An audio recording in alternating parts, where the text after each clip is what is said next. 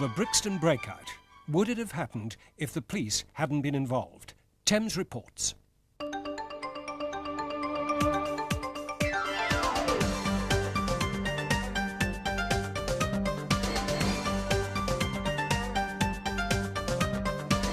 Last July, 2 IRA suspects broke out of Brixton prison. Tonight, Thames reports on the extraordinary role of Police Special Branch in the affair.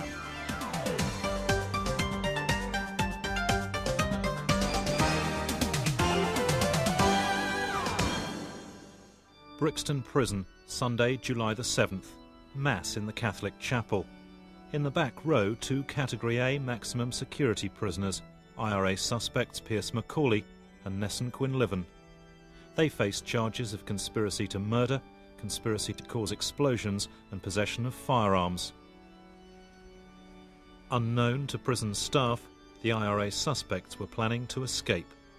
Pierce Macaulay had a tiny American handgun, a .25 Raven automatic, hidden inside his training shoe.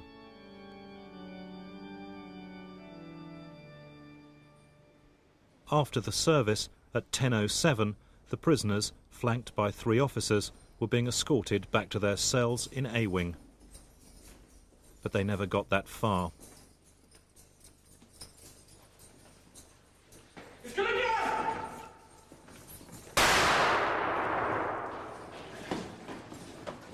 Quinlivan and Macaulay took the first escorting officer hostage. Keys! The next prison officers knew they used keys taken from their hostage to unlock 2 doors. Staff were coming from different directions, and then a second shot across us to prevent us from coming any closer. What did you see when you put your head out of the office? The hostage on the move, perpetrators, firearm, the shot being fired, and in fact that particular shot passed through the trouser legs of a prison officer who was responding to the alarm. They carried on across the works compound. A third shot was fired to deter pursuit at ourselves who were following. It got to where the dog kennels are. Keep back! The firearm still being trained on the officer hostage, which then put them within easy reach of the top of the perimeter wall. They jumped down into a staff car park, hijacked an officer's car and tried to drive out onto the main road. Their path was blocked. They abandoned the car and ran out onto Brixton Hill, hijacked another car, shot the driver and disappeared. With the money they had taken from the following day, the Home Secretary, Kenneth Baker, announced an immediate inquiry. I am, Mr. Speaker, deeply disturbed by this grave lapse of security and by the associated risk to members of the public. That inquiry later blamed prison staff, but there are many in the prison service who believe that was a smokescreen to conceal the involvement of Police Special Branch. They'd been running a covert operation inside Brixton. The story begins not in London, but here at Staffordshire Police Headquarters. We've discovered that many months before the Brixton breakout, there was a secret police operation being run by Staffordshire Special Branch. They were actually offering to provide the IRA suspects with an escape plan and even discussed ways of getting a gun into Brixton Prison. Our investigation looks at the plan and its purpose. Staffordshire Special Branch had a paid informer, a Brixton prison officer, represented here by an actor. Born in Middlesex, he'd served in the SAS. In 1987, he became an informer.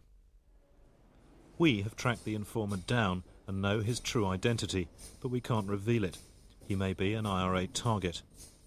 In the course of our investigations, we've spoken privately to many sources who know about the secret police operation against the IRA and the real role of the police informer. People who've given us details but can't speak openly because of the Official Secrets Act.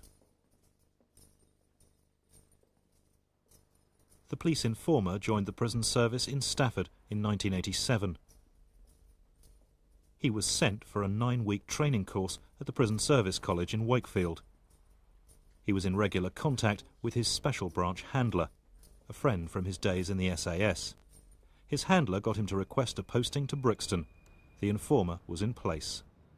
Informants are the heart of any successful police operation, whether it's criminal or terrorists, and probably it is the most important area of it.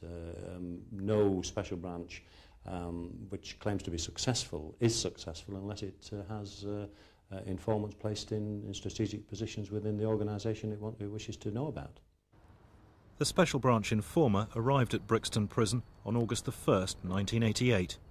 His brief: to befriend IRA suspects. He was perfectly placed in Britain's top remand prison, where many terrorist suspects are held awaiting trial. 18 months later, Staffordshire police were at the centre of investigating IRA atrocities. On June the 2nd, at Lichfield Station, Private William Davis was murdered by the IRA. On September the 18th, the former Governor of Gibraltar, Sir Peter Terry, was gunned down at his Staffordshire home in an assassination attempt. Staffordshire Special Branch saw Pierce Macaulay and Nesson Quinlivan as prime suspects for those Staffordshire attacks.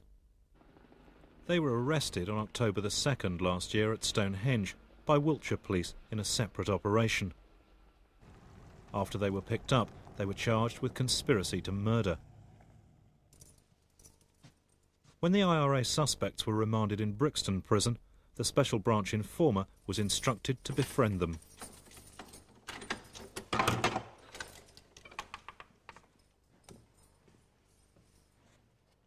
He played upon his own Irish family background. Where are you from? His mother comes from Dublin, and he regularly visited Ireland. You can find out. He even speaks some Gaelic. He showed an interest in the IRA cause. He even borrowed books from them on Irish history. The Special Branch agent had easy access to the prisoners because of his job on the security staff at Brixton. They're known as the burglars. It's a nickname for our staff, who are concerned almost exclusively with searching of parts of the prison and prisoners. What sort of freedom of movement, freedom of access do the burglars have? They have access to any part of the prison that they wish to have access to. And any prisoners? And any prisoners, of course, yes. Contact would be inevitable between our searching staff and high-risk prisoners. In fact, the Special Branch informer cultivated that contact over 3 months. We've been told he wasn't just seeking information, he was providing it, giving the IRA suspects components of an escape plan. He was asked for a detailed security map of the prison and also for a gun. He's never admitted providing either, but at each stage he rang his Special Branch handler in Stafford. He maintains he was encouraged to carry on helping the IRA suspects with each element of their escape plan. Now, every informant, in theory, has to remain within the law. He must never ever, for example, act as an agent provocateur. He must never stimulate crime or terrorism where crime or terrorism would not otherwise have taken place. And the dividing line is very, very narrow. So it's absolutely crucial that the handler is in charge of the situation at all times. Otherwise, only one thing will happen, and that's disaster. Disaster was waiting to happen. In conversations over the weeks, the prisoners had been asking for a gun, offering to pay any price. But they were also threatening the informer and his family if they didn't get what they wanted.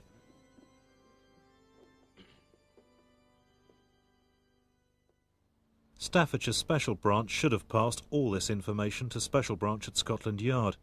The Met are supposed to control all information about terrorists, but they knew nothing about what was going on in Brixton Prison.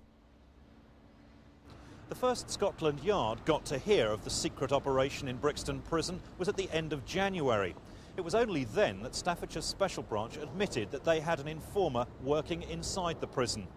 That informer was in danger. Threats were being made to his wife and family, and Staffordshire Special Branch needed help in getting him out, help that could only be provided by the Metropolitan Police. That job fell to Commander Tom Jones, the police advisor to the prison department. He broke the news to the governor, Reg Withers. He told him about the secret operation and identified the Special Branch informer. Gagged by the Official Secrets Act, Reg Withers has never spoken publicly. But we found a close friend, a fellow governor, who explained what had happened. Did Commander Jones actually say what the officer had been doing? Yes, he said at the time the officer had been put there by a special branch in Stafford to gain the confidence of the IRA suspects, two in particular, Quinlivan and Macaulay, and that the plan was that he would offer them an opportunity for escape and offer them an escape plan. And the plan then was to catch the IRA suspects at the point of escape. And there was an assumption that other IRA members would be involved in the escape and they would then catch them. So Commander Jones told Reg Withers there was actually a special branch plot to let these two IRA men escape? Yes. Just so that they could catch other IRA members who came to pick up their colleagues from the prison? Yes. That was what Reg was told at the time. The special branch informer was summoned on his day off to see the governor. The governor demanded to know exactly what he'd been doing for Staffordshire Special Branch. The informer confirmed the plot. He had been, at all the points throughout his contact with them, passing information back, and that Special Branch had been telling him to do the next thing, which was all involved in arranging an escape plot. So at every stage, Special Branch in Stafford were encouraging their man to give the IRA men other elements of their escape plan? That's exactly what the officer said to Reg at the time. He told the governor he was under some pressure from them to bring in a gun into the prison. And at that point, he felt he was unable to assist, and that therefore he needed to be transferred out of the prison. He also told Reg that he had passed that information on to Special Branch, and that Special Branch had suggested he brought a gun in that could perhaps not fire, and that might be one way of retaining the confidence of the prisoners involved. The officer has always denied bringing the gun into Brixton, but said Special Branch wanted him to. The governor reprimanded him, told him he'd been used by Special Branch and banned him from the prison until he could arrange a transfer. After that, Commander Jones told Reg that if the officer concerned was removed, that would resolve the problem, and the transfer of the officer out of Brixton to another prison was put into motion. So without the officer, there would be no escape? Correct. That was what Reg was told by Commander Jones. As that officer was actually providing the means of escape? Absolutely. And if he took away the means of escape, there wouldn't be an escape. Security at Brixton was tightened. The officer had admitted giving the IRA details about the attempted escape of London gangster Victor Dark. Dark had made a break from his escort after a Sunday chapel service. The governor wrote down the details of the informer's admission, the aims of the Special Branch escape plan, and the officer's involvement. On February the 11th, he compiled his 4-page confidential report.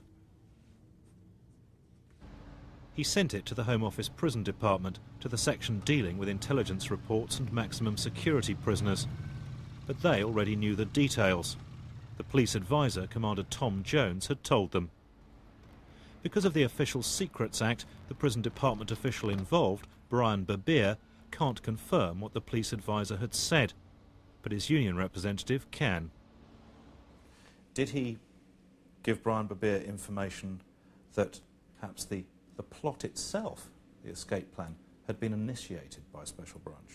I believe such a conversation took place, and that was part of the information which the police advisor was passing on to Mr. Berbier in his role as head of the division. So does that mean that it was then perceived largely as a problem which was of the making of Special Branch, and in particular the prison officer who was acting as a Special Branch informer?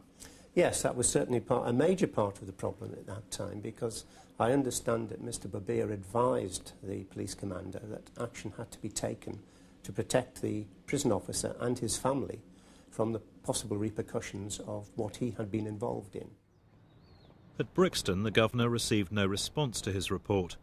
In view of the highly sensitive role of Special Branch, he wasn't surprised. And with the officer gone, it all seemed safe.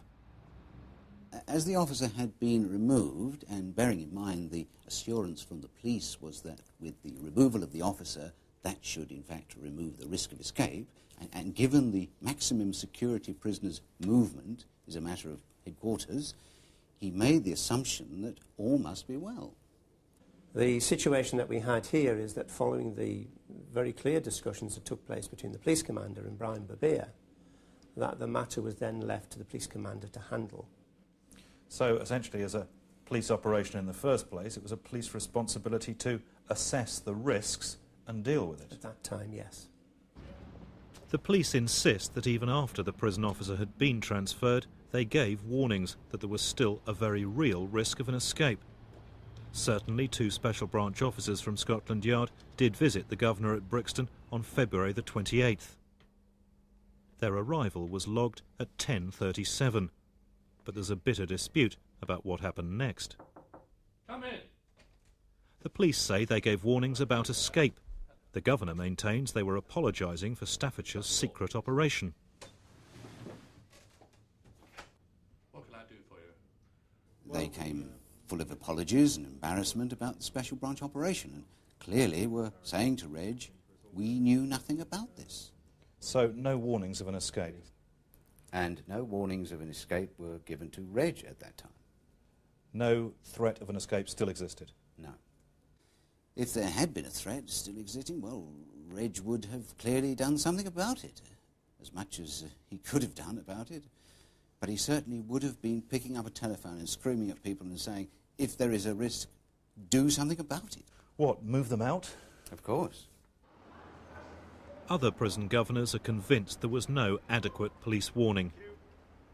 Brendan O'Friel is in charge at Risley Prison. He's also the chairman of the Prison Governors Association. From my knowledge of Mr. Withers, I am certain that if he believed there was a serious risk of the sort of escape that actually occurred, that one of the precautions he would have taken would have been to have brought a huge amount of pressure upon his superiors to get those prisoners moved. At the prison department in Brian Babir's division, which controls the movement of maximum security prisoners, they also deny there were any strong warnings about a continuing risk of escape. If the police had given very strong advice, or indeed insisted that either or both of the prisoners should be removed because of the risk, then I'm quite sure that advice would have been acted on. So the prisoners stayed put until 5 months later. Then the escape plot, which the governor believed had been thwarted, became reality. It was the same 2 prisoners. They escaped. There was a gun involved. All this was echoing back to the incident in February, which he had been told of. So they got out in a way which was an exact mirror of the Special Branch plan? Yes. In fact, that's clearly what went through his mind. So does that suggest that there actually was a successful Special Branch operation which actually did get them out? Well, he's got no evidence to support that, but what would you feel like? What would you think if you were in that position? You hear about something. It's almost like déjà vu.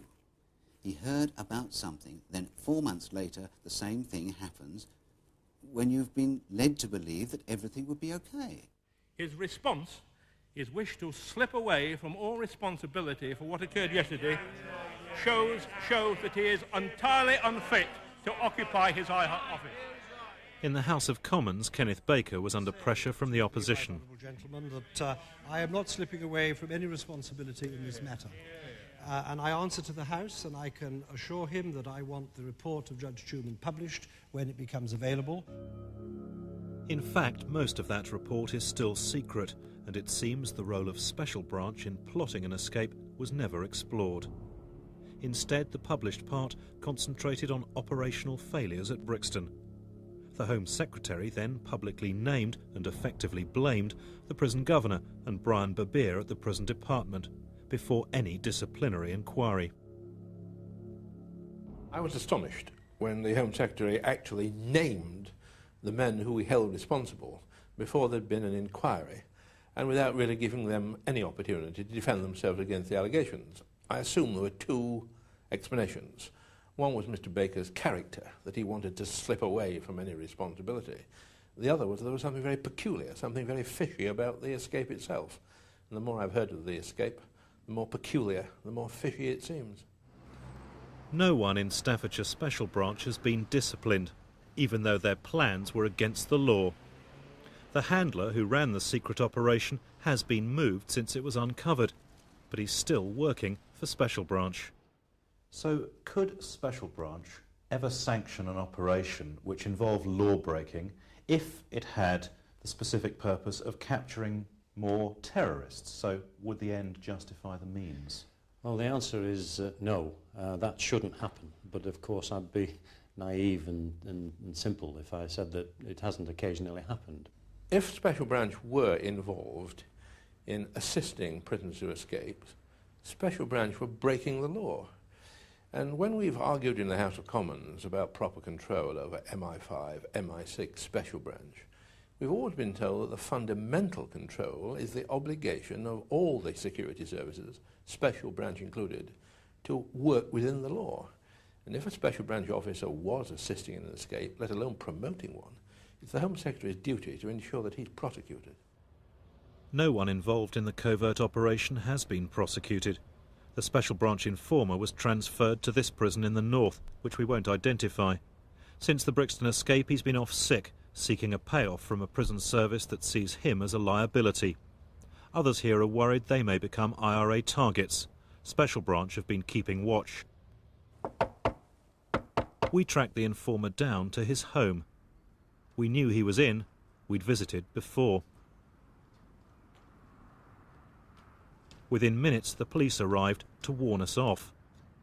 If you'd like to remove yourself from his property, he's not going to speak to you. No, I appreciate that, but there are obviously some questions which we have to give him the opportunity of responding to. Well, he's not going to speak to you. Simple as that. Well, that's something that he's got to be able to decide, isn't it? He's not going to speak to you. I'll tell you that now. The Special Branch informer is still maintaining close contact with the police. He's under strict instructions not to speak to anyone else.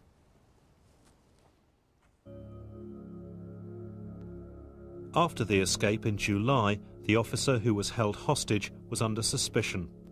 He was believed to be a friend of the Special Branch informer, and it was thought he might have actually helped the escape take place. But on Friday, a disciplinary investigation cleared him and 3 other officers at Brixton of any blame. Brian Babir at the Home Office has also been cleared of blame. Only Reg Withers, the ex-governor, can't clear his name. The day after he officially retired, October the 4th, the Home Office announced he would have been disciplined if he'd stayed in the service. In a sense, he's been sent into the wilderness, a little bit like the scapegoat, bearing the sins of others, and I think that's most regrettable. The point of view of the Prison Governors Association is that if a covert operation is carried out in a prison, if something goes seriously wrong, that the governor is unaware of the covert operation, then the governor should not be held accountable for what has gone wrong if the covert operations had a significant effect on it. Last week, the Home Secretary did give the Prison Governors Association private assurances that no covert operations would go on in future without them knowing. The assurance we really want from Mr. Baker is that no illegal covert operations are going on within prison. I've no objection to intelligence gathering, information gathering. That seems to be simple prudence. That's an obvious and elementary thing to do. But finding out what the IRA suspects are thinking and talking about is one thing. Conniving in their escape is another. The whole truth about the Brixton escape may never emerge. Other reports on IRA escapes have been published, but then Special Branch weren't involved. The only people with the full details about the events leading up to the Brixton escape are the Staffordshire Police, but they've never been publicly called to account. What began as a conspiracy seems to have ended in catastrophe. A member of the public shot and seriously injured, and 2 of Britain's top terrorist suspects are once again on the loose. There are still as many questions as answers. The biggest, would the IRA suspects have escaped if there hadn't been a Special Branch operation?